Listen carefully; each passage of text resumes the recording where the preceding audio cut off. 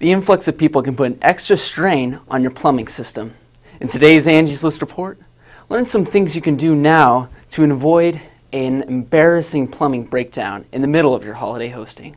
Well, unfortunately, plumbing disasters can happen to anyone. They happened to me, in fact, this summer when my ejector pump went out on my basement bathroom when I had guests over for the weekend. Needless to say, I had to call in the emergency plumber. Anita Rudy had a similar experience, but she thought it was a small leak on Saturday. Turned out on Sunday, she had to call an emergency plumber as well. Well, what happened was, came home Sunday from shopping and noticed that there was some water on the floor in the kitchen, and I thought, oh gosh, something's leaking, you know. And first thing, you know, under the sink, looking around, dishwasher, noticed it was from the refrigerator. Pull the refrigerator out, get the hose up, you know, lifting up the hose and looking, and it was the automatic ice maker, which might not be such a bad thing, or a big deal, but anyway, it was leaking nonetheless. So followed the hose down to the basement to where there's a shut-off valve, and it didn't work. It wouldn't shut off. Plumbers see this all the time, and they get extremely busy around the holidays. Yeah, some of the biggest ones that we see when people start filling their houses and start having huge dinners and everything else is a lot of garbage disposal issues.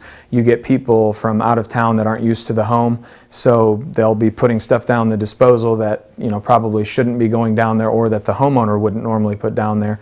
The other thing is just a lot more showers with guests being there, and a lot of obviously toilet issues and clogging because people are there. There's a lot of kids running around, and a lot of things get put into the stool that probably shouldn't be in the stool. Know where your shutoff valve is in case you do have an emergency and have to wait for a plumber.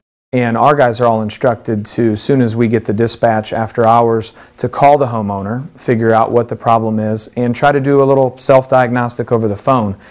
For instance, if their water heater is leaking, you know, walk through the customer and show them exactly how to turn the valve off on the water heater, or maybe even the main water line, so it would stop that water from continuing. So yeah, I think it really just depends, and customers should expect a technician to be able to walk them through a few of those things until they can get there, especially if it is going to be 3 or 4 hours. Having a professional relationship with the plumber in advance may help you in an emergency situation. However, expect to pay a little bit more during off hours and holidays.